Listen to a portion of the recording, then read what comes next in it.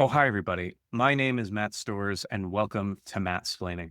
On today's episode, I have an expert on who I'm very excited to speak with. Expert, please introduce yourself and tell us what you're an expert at. I am a disaster preparedness expert. I've been a disaster professional for about 25 years, and my name is Patrick Hardy. I'm a certified emergency manager, master business continuity professional, and master of exercise. I've worked with small businesses, Fortune 500 companies, the federal government. I represented all of U.S. private industry to FEMA for as a special assignment, and I do the same with the United Nations. So I've been doing disaster planning for a long time, and I am excited to be here. Thank you for having me today, Matt. Absolutely. Thank you for being here. I feel like I know quite a bit about disaster preparedness because Let's find out. I think you'll be pleasantly surprised by my knowledge base because I think that a lot of people, you got to prepare for the unexpected. Once you start preparing, then those things become expected. And so then you're like, okay, I've gone through these trainings. I know how to evacuate the bus. I know how to get off the speeding train. I know to do all of these things. I know how to pull the clutch on the car and it spins out and all the cool things that you'll sometimes forget about the small time disasters, the day-to-day disasters. How do you manage when all of the light bulbs blow up because there's a power surge and then, oh, okay, it's really dark in your apartment or in your office?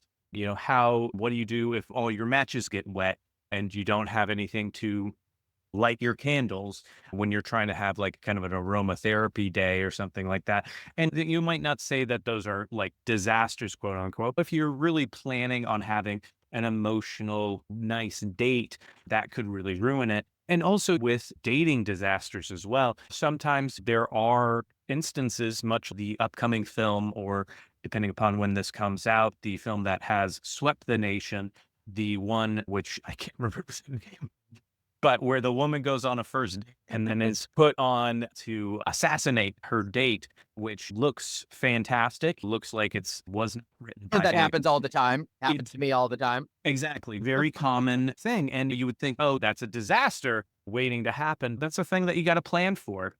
These dates, these dating disasters, they're more than just people being boring or uninteresting or having different views or what have you. Sometimes you're put into a position where you have to disarm the whatever issue. You have to put in the EpiPen because I ate peanuts or something. You have to disarm the bomb. You have to disarm you have to do a little bit of basic chemistry to make something into what have you. And ultimately, I think that people with disasters, they don't, I think it's very easy, at least in our popular culture, to focus on disasters that are dramatic or a little bit 2 or 3 steps away from reality. For instance, you have the zombie apocalypse mentality, but like those things are conceits to help you or help the viewer put themselves in the mindset of if I was in a situation where society broke down, whereas, or if, whatever infrastructure broke down, there wasn't necessarily the zombies there that are the problem. It's the logistics of, okay, how do I find water? How do I find shelter? How do I do these things? And it puts people in that mindset. And so I think that can be an opening, a door that opens for some people in how to take care of themselves and how to take care of their loved ones. But also I would be remiss if I didn't talk about the elephant in the room, that a big influence on the disaster preparedness realm. That is Big Go Bag. There's a number of businesses that are, whether it's the little red bags or these various go bags that, oh, you can build your own. All of these companies trying to sell these bug out bags and like first aid kits and Oh, all of these things that can last for forever, these water purification kits, to get people into having these more than one backpack. They have a exclusive backpack that sits in their home that they can pick up, that's got a bunch of granola bars and water purification tablets and all these things.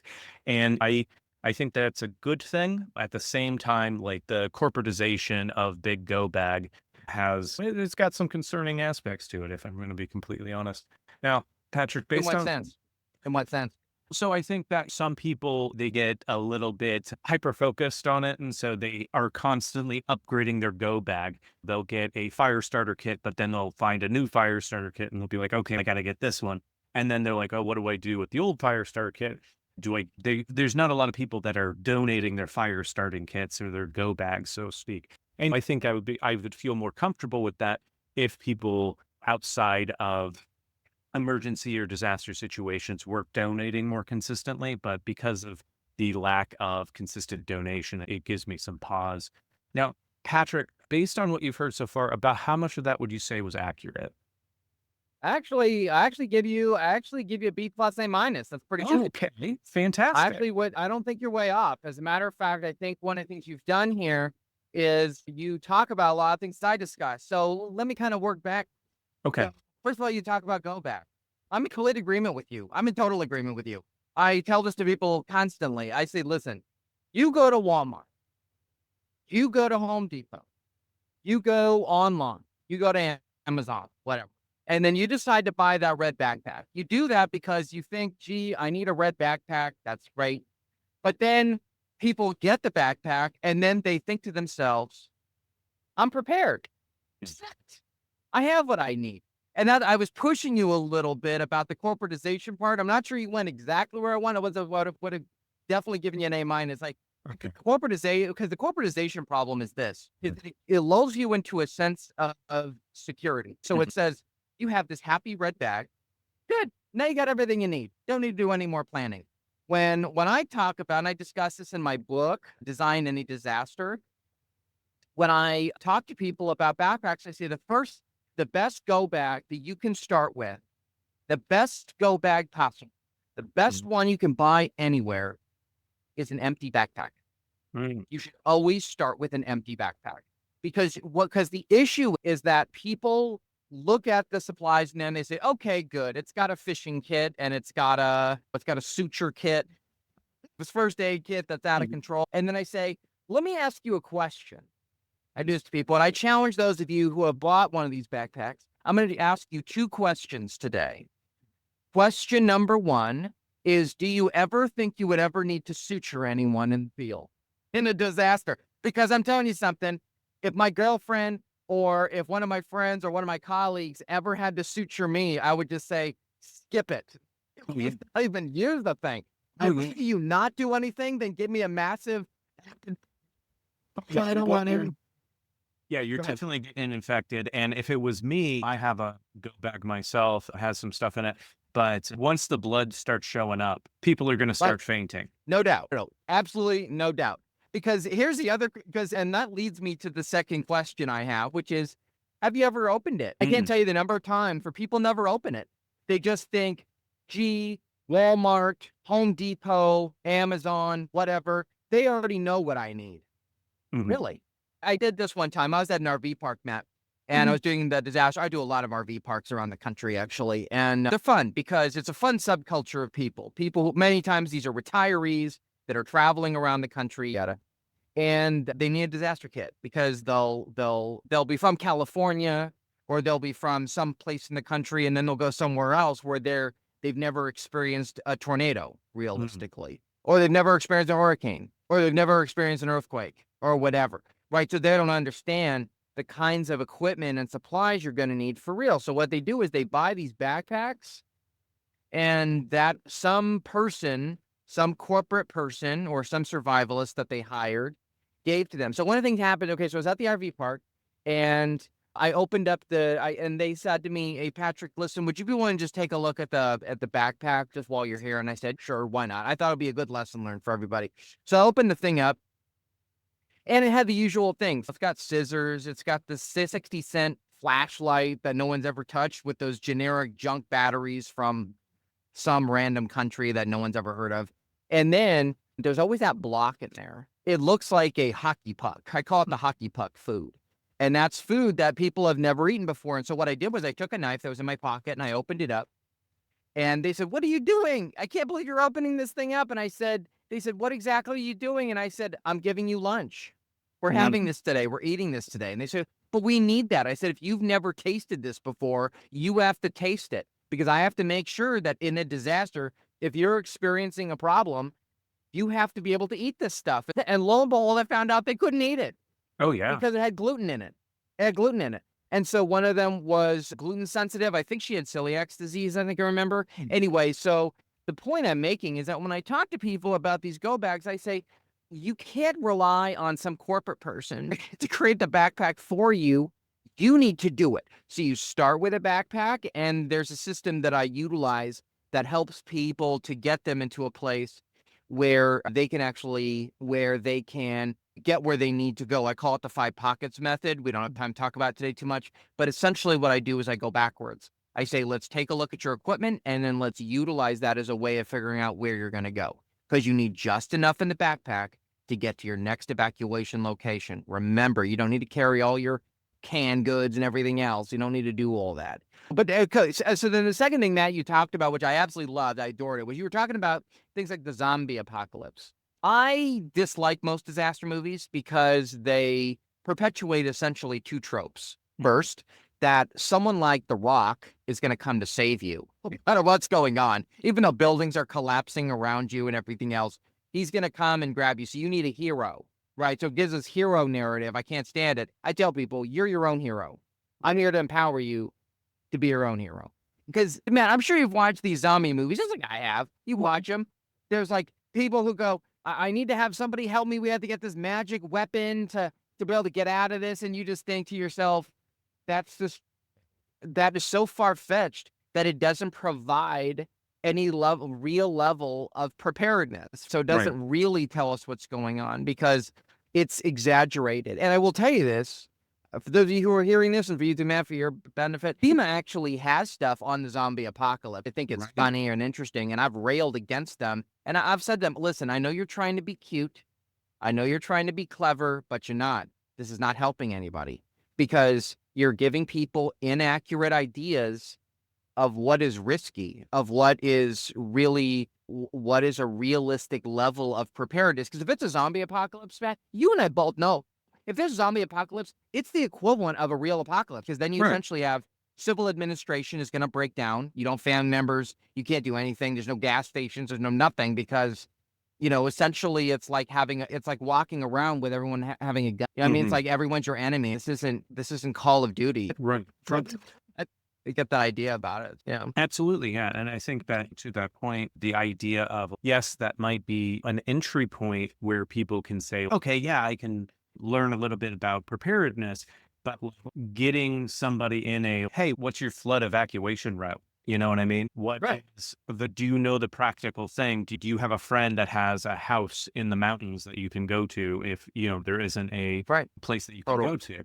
And those are those are not as fun and flashy, so to speak, but those are the practical things that, like, if you're not taking that additional step to make that concrete plan, that much more realistic thing is going to be much more disastrous than any. It's because what it does is that it perpetuates this myth. Because one of the things I see all the time is I have people who show me, they go, Patrick, I got the ultimate go kit. I'm like, okay, let me see it. And they got stuff in there for how to fish, if they have to fish, and then, how to hunt game and do rabbit snares and stuff. And I'm like, you understand you live in like New York, right? You're not gonna be fishing in the ocean, because if you're really at the point where complete civil society is broken down, there's no grocery stores, there's no Costco, there's no nothing, there's no Kroger, whatever, there's no nothing, it's all gone, and all you have left is your ability to fish, then you could probably just go to a sporting goods store and just get the fishing poles. You don't need all these things. But one of the problems I see is that there are people who genuinely, they live in rural areas. Do they need to know that stuff? Probably, because there aren't grocery stores around. They need to be self-reliant. But I tell people in New York or Los Angeles or Chicago or San Francisco, I say, listen, it's not helpful to you to have a fishing kit in your disaster kit. First of all, I ask them, do you know how to do it? Do you know how to use it? And I'll figure it out. No, there's no, I'm going to figure it out. That's the first thing we say in disasters. This is actually a rule I've coined. I've used it over 20 years, and it really is true. You buy it, you try it, don't rely on it. That's what I tell people. You buy it, so you buy the equipment yourself. You try it out, so you got to try it. You got to take it out of it. I know you don't want to cut the zip ties. You got to cut the zip ties off. You got to pull the lures out. You got to do all that. That's really what you're going to do. So you got to try it, and you actually have to practice fishing, because fishing is not a simple skill. Trust me, it's not as simple as putting a fishing line in there and hoping for the best. And don't rely on it, because what I tell people is always have backups. Always have Absolutely. other ways of doing things. It doesn't mean you shouldn't rely on it. Of course you should rely on it, but you shouldn't rely on it to the exclusion of other things, because what happens is, man, is again, they'll use the backpack and they'll say, it's okay, Walmart got me everything I need. Really? Don't even know what's in here. I've done this before. I do this all the time. I'll actually take a backpack, and I want each of you at home, those of you who are hearing this, and you too, Matthew, have one of these. I want you to take your backpack. Here's what I want you to do. I want you to cut the zip tie off today.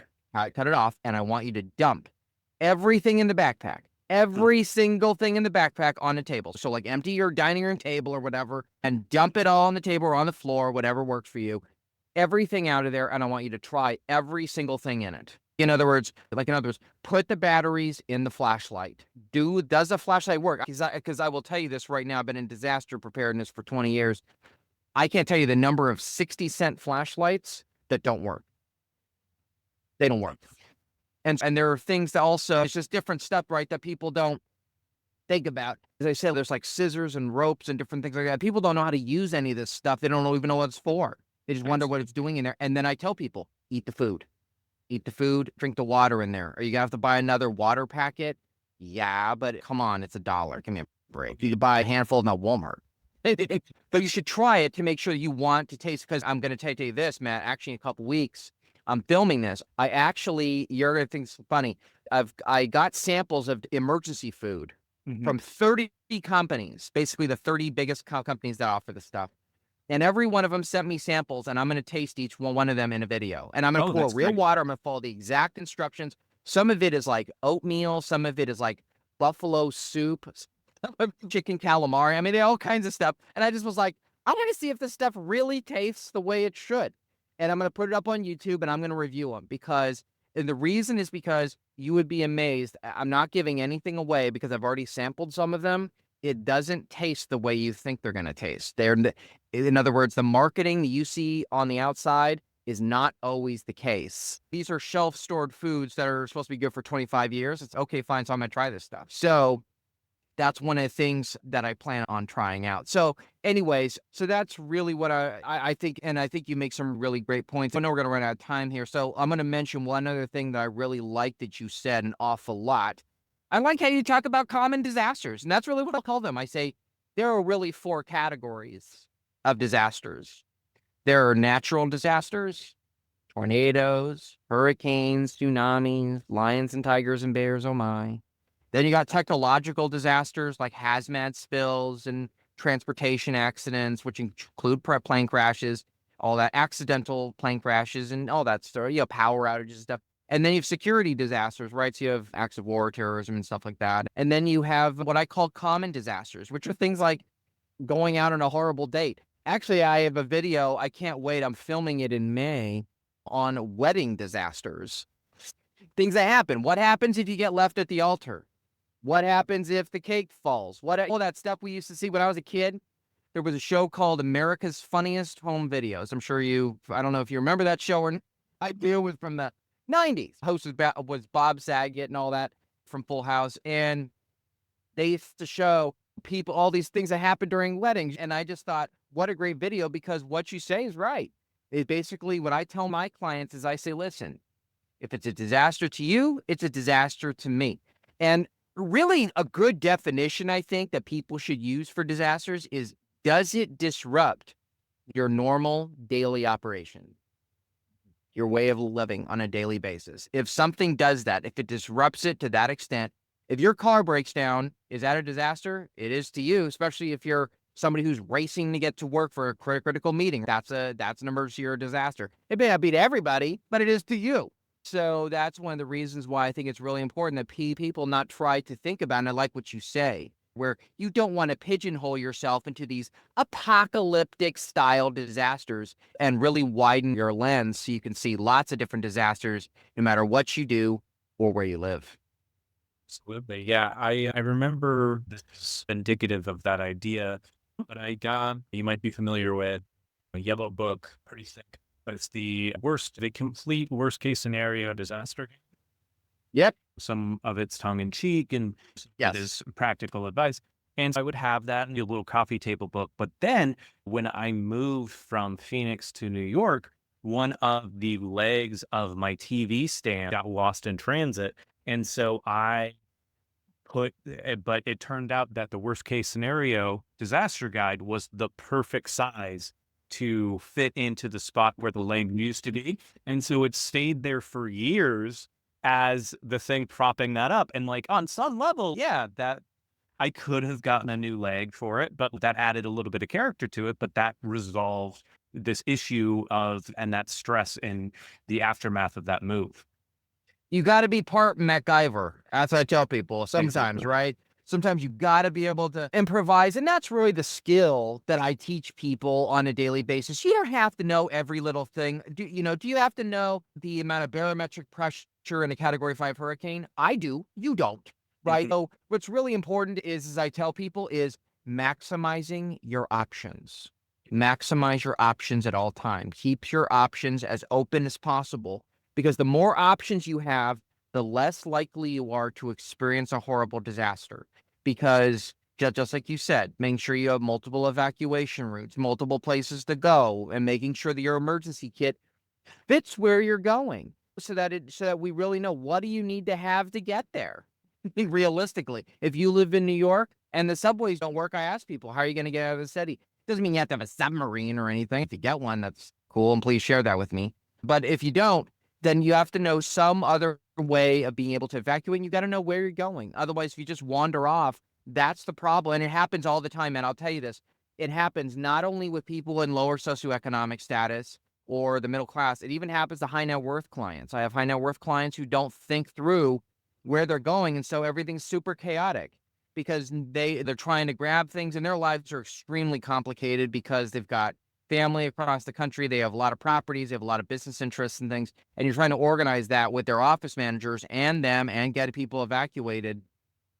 And when they don't think that stuff through, it becomes a mess. So people really don't have any idea where they're going. And so it's maximizing the options, and everything you do, whether you're evacuating, you're sheltering in place, you're locking down, you're facing a hurricane, a zombie apocalypse, whatever you're doing, it's maximizing your options, ensuring that go bag provides you and buttresses those options. When you buy stuff that someone else handles for you, that's when you make mistakes, because then you are not putting yourself in a position to be successful. You're putting yourself in someone else's hands. And that's what I tell people. Disaster planning doesn't have to be awful and boring.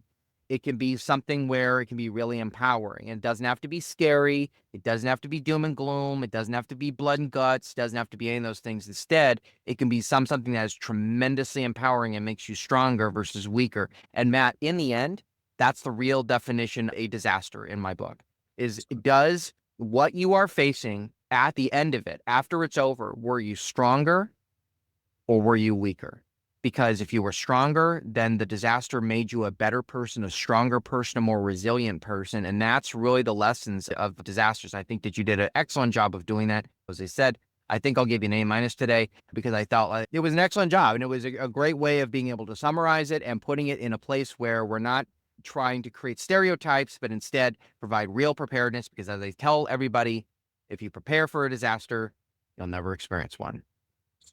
Patrick, this has been so insightful. If people wanted to learn more about you or more about this topic, where would you recommend that they go?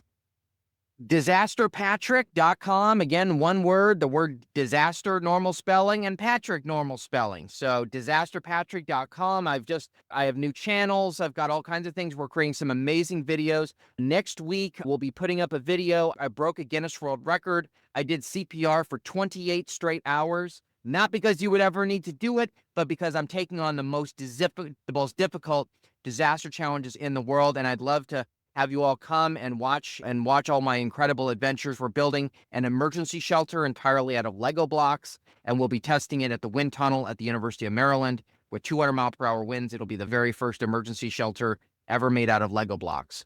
So it's going to be an amazing year. We've got so many great videos. Disasterpatrick.com, and we got all the social media there, and I would look forward to seeing you. Thank you, Matt, for having me. I enjoyed coming on today, and I love talking to everybody about disasters. My name is Matt Storrs, and this has been Mattsplaining.